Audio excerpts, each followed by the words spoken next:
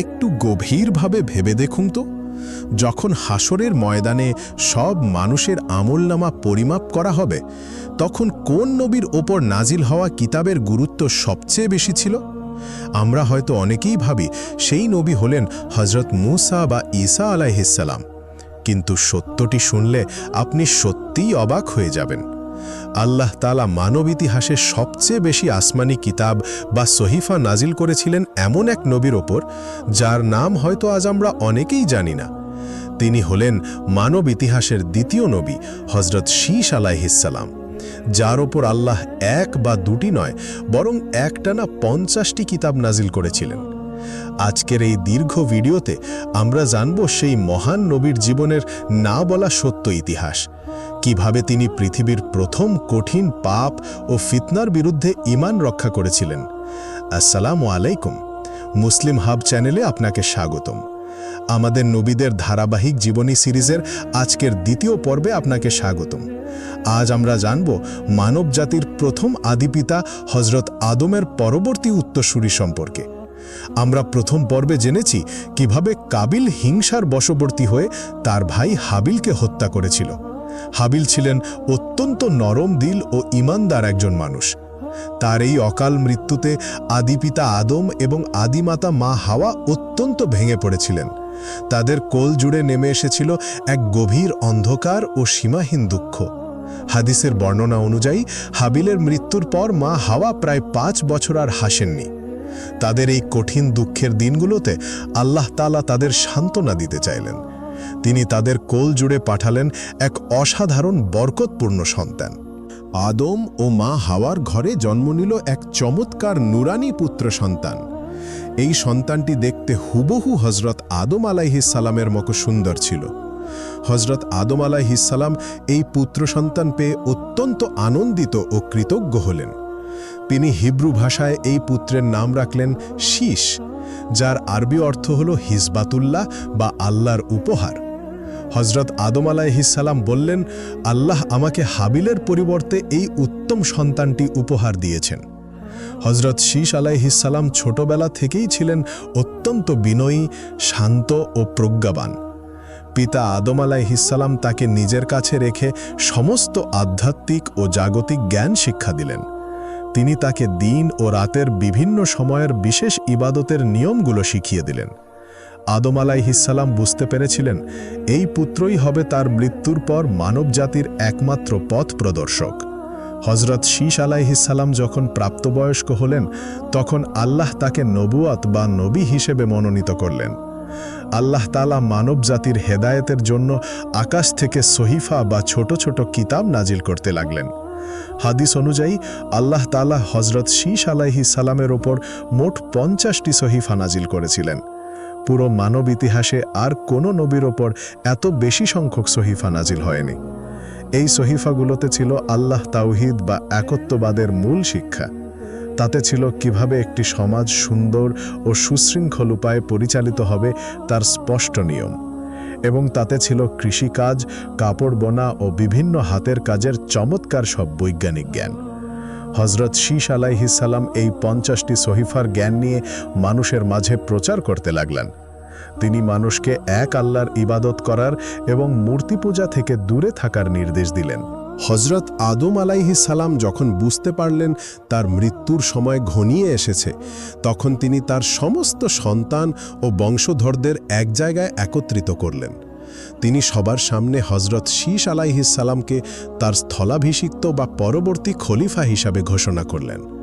তিনি শীস আলাইহিসসালামকে ওসিয়ত করে বললেন, হে আমার প্রিয় বৎস, আমার মৃত্যুর পর তুমি এই মানব জাতিকে আল্লাহর পথে পরিচালিত করবে এবং তুমি কখনোই অভিশপ্ত কাবিলের বংশধরদের সাথে কোনো সম্পর্ক রাখবে না। হজরত আদম আলাইহিসসালামের ইন্তেকালের পর হজরত শীস আলাইহিসসালাম অত্যন্ত ধৈর্যের সাথে পিতার জানাজা পড়ালেন এবং ফেরেশতাদের সাথে মিলে তিনি নিজে পিতাকে মক্কার আবু কুবাইস পাহাড়ে দাফন করলেন। পিতার মৃত্যুর পর পুরো রাজ্যের শাসনভার ও নবুয়তের দায়িত্ব আসলো হজরত শীস আলাইহিসসালামের কাঁধে। আল্লাহর হুকুমে হজরত শীস আলাইহিসসালাম তার অনুসারীদের নিয়ে মক্কার পাহাড়ি এলাকায় বসবাস করতে লাগলেন। সেখানে তারা এক আল্লাহর ইবাদত করতেন এবং অত্যন্ত পবিত্র জীবনযাপন করতেন। অন্যদিকে অবাধ্য কাবিল তার অনুসারীদের নিয়ে পাহাড়ি উপত্যকার নিচের সমতল এলাকায় চলে গিয়েছিল। সেখানে কাবিলের বংশধরেরা দিন দিন অলসতা, মূর্তি পূজা ও বিভিন্ন পাপে লিপ্ত হতে লাগল। হজরত শীশ আলাইহিসসালাম তার অনুসারীদের কঠোরভাবে নির্দেশ দিলেন, তোমরা কেউ ভুলেও কাবিলের পাহাড়ের নিচে সমতল ভূমিতে যাবে না, তাদের সাথে শনিত সম্পর্ক রাখবে না। দীর্ঘদিন পর্যন্ত এই দুই দলের মানুষ সম্পূর্ণ আলাদা হয়ে বসবাস করতে লাগল। একদল ছিল আল্লাহর অনুগত এবং অন্য দল ছিল শয়তানের প্ররোচনায় পথভ্রষ্ট। কিন্তু শয়তান তো চিরকালের শত্রু, সে কিভাবে এই পবিত্র দলকে শান্তিতে থাকতে দেবে? সে এবার এক নতুন ও ভয়ঙ্কর চক্রান্ত শুরু করল। শয়তান দেখল হজরত শীশ আলাইহিসসালামের অনুসারীরা পাহাড়ের ওপর আল্লাহর ইবাদতে মগ্ন রয়েছে। তারা অত্যন্ত পবিত্র এবং চরিত্রবান জীবনযাপন করছে। অপরদিকে কাবিলের বংশধরেরা নিচু সমতল ভূমিতে অলস এবং লক্ষ্যহীন জীবন কাটাচ্ছে। শয়তান সিদ্ধান্ত নিল সে এদের মধ্যে এমন এক ফিতনা বা পাপের সৃষ্টি করবে যা পূর্বে কখনো কেউ দেখেনি। ইবলিস শয়তান এক সুদর্শন যুবকের বেশ ধরে কাবিলের বংশের এক কামার বা মেটালের কারিগরের কাছে গেল।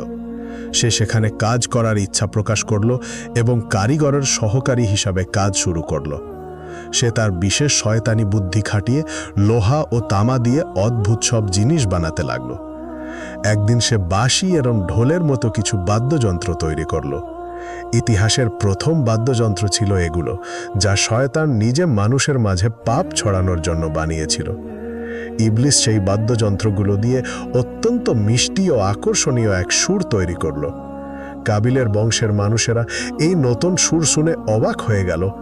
তারা দলে দলে ছুটে আসলো এই বাদ্যযন্ত্রের সুর শোনার জন্য। শয়তান তাদের বলল, তোমরা প্রতি সপ্তাহের নির্দিষ্ট একটি দিনে সবাই এখানে একত্রিত হও। আমরা সবাই মিলে এই সুর উপভোগ করব এবং উৎসব পালন করব। শয়তানের এই সুরে পুরো কাবিলের বংশের মানুষেরা ইবাদত ও ভালো কাজ ভুলে গিয়ে এই পাপে মেতে উঠল। কিন্তু শয়তানের চক্রান্ত শুধু বাদ্যযন্ত্রের সুরেই সীমাবদ্ধ ছিল না। সে দেখল কাবিলের বংশের নারীরা ছিল দেখতে অত্যন্ত সুন্দরী, কিন্তু তাদের পোশাক ছিল সংক্ষিপ্ত ও অশালীন। অন্যদিকে পাহাড়ের ওপর থাকা হজরত শীশ আলাইহিসসালামের বংশপুরুষেরা ছিল দেখতে অত্যন্ত সুদর্শন এবং চরিত্রবান। শয়তান কাবিলের বংশের নারীদের কুপরামর্শ দিল তারা যেন নিজেদের আরও বেশি সাজিয়ে তোলে। সে তাদের শেখালো কিভাবে সোনা ও রূপার গহনা দিয়ে নিজেদের রূপকে আরও বেশি আকর্ষণীয় করা যায়। নারীরা নিজেদের আকর্ষণীয় করে সাজিয়ে সেই বাদ্যযন্ত্রের উৎসবের জায়গায় নাচতে শুরু করল। এই বাদ্যযন্ত্রের তীব্র মিষ্টি সুর এবং নারীদের গান গাওয়ার শব্দ পাহাড়ের ওপর থাকা শীশ আলাইহিসসালামের অনুসারীদের কানে পৌঁছালো। পাহাড়ের ওপর থাকা পুরুষেরা এই অদ্ভুত সুর শুনে অত্যন্ত কৌতূহলী হয়ে উঠল। তাদের মধ্যে কয়েকজন বলল, নিচে সমতল ভূমিতে কিসের যেন এক উৎসব হচ্ছে, চলো আমরা শুধু একবার গিয়ে দেখে আসি সেখানে কি হচ্ছে। হজরত শীশ আলাইহিসসালাম তাদের কঠোরভাবে বারণ করেছিলেন এবং স্মরণ করিয়ে দিয়েছিলেন পিতার সেই অসিয়ত, তোমরা কেউ কাবিলের বংশের মানুষের কাছে যাবে না। কিন্তু মানুষের কৌতূহল তাদের অবাধ্যতার দিকে নিয়ে গেল। প্রথমে 100 জন সুদর্শন পুরুষ পাহাড় থেকে নেমে সমতল ভূমিতে গেল। তারা সেখানে গিয়ে দেখল কাবিলের বংশের সুন্দরী নারীরা বাদ্যযন্ত্রের তালে তালে নাচছে। নারীরা এই সুদর্শন পুরুষদের দেখে তাদের প্রেমের ফাঁদে ফেলার চেষ্টা করল।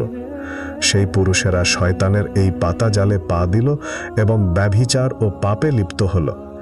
এটিই ছিল মানব ইতিহাসের প্রথম বাদ্যযন্ত্র এবং নারীর মাধ্যমে সৃষ্ট প্রলয়ঙ্করী ফিতনা। এরপরে আরও অনেক পুরুষ পাহাড় থেকে নিচে নেমে গিয়ে এই পাপে লিপ্ত হতে লাগলো। হজরত শীশ আলাইহিসসালাম অত্যন্ত ব্যথিত হৃদয়ে আল্লাহর দরবারে তার ঈমানদার অনুসারীদের সুরক্ষার জন্য দোয়া করলেন। হজরত শীশ আলাইহিসসালাম তার বাকি অনুসারীদের নিয়ে অত্যন্ত কঠোরভাবে আল্লাহর আইন কায়েম রাখলেন। তিনি কাবিলের বংশের মানুষদের থেকে নিজের দলকে সম্পূর্ণ আলাদা রাখলেন। ইতিহাসের বিভিন্ন বর্ণনা অনুযায়ী হজরত শীশ আলাইহিসসালাম সর্বপ্রথম পবিত্র কাবা শরীফ পাথর দিয়ে পুনর্নির্মাণ করেছিলেন। এবং তিনি তার রাজত্বে অত্যন্ত ন্যায়পরায়ণভাবে শাসন কার্য পরিচালনা করেছিলেন। তিনি তার সন্তানদের আল্লাহর ইবাদত এবং পবিত্র জীবনযাপনের শিক্ষা দিয়ে গেলেন। ধীরে ধীরে হজরত শীশ আলাইহিস সাল্লামের বার্ধক্য চলে আসলো। মৃত্যুর পূর্বে তিনি তার পুত্র আনুশকে তার স্থলাভিষিক্ত ও পরবর্তী খলিফা মনোনীত করলেন এবং তার কাছে আল্লাহর দেওয়া সেই পবিত্র কিতাব বা সহিফাগুলো বুঝিয়ে দিলেন। অবশেষে ৯১২ বছর বয়সে মানব ইতিহাসের দ্বিতীয় নবী হজরত শীশ আলাইহিস সাল্লাম ইন্তিকাল করলেন। ফেরেশতারা জান্নাত থেকে কাফন নিয়ে আসলেন এবং পরম শ্রদ্ধায় তার জানাজা পড়ালেন। তাকে মক্কার আবু কুবাইস পাহাড়ের সেই গুহায় তার পিতা আদম এবং মা হাওয়ার পাশে দাফন করা হলো। প্রিয়দিনী ভাই ও বোনেরা, হজরত শীশ আলাইহিস সাল্লামের এই অলৌকিক ইতিহাস আমাদের শেখায় শয়তান আমাদের ঈমান কেড়ে নেওয়ার জন্য সব সময় নতুন নতুন ফাঁদ পাতে। আজকের যুগেও বাদ্যযন্ত্র এবং অশালীনতা আমাদের ঈমানকে ধ্বংস করার জন্য শয়তানের অন্যতম বড় প্রলোভন। আসুন আমরা আমাদের ঈমানকে রক্ষা করি এবং সর্বদা এক আল্লাহর ইবাদতে নিমগ্ন থাকি। নিশ্চয়ই আল্লাহ তার মুমিন বান্দাদের উত্তম পুরস্কার দান করবেন। প্রতিদিন এমন চমৎকার ঈমানদীপ্ত ও হৃদয়স্পর্শী রিমাইন্ডার পেতে আমাদের মুসলিম হাব চ্যানেলকে সাবস্ক্রাইব করে রাখুন। ধন্যবাদ। আসসালামু আলাইকুম ওয়া রাহমাতুল্লাহ।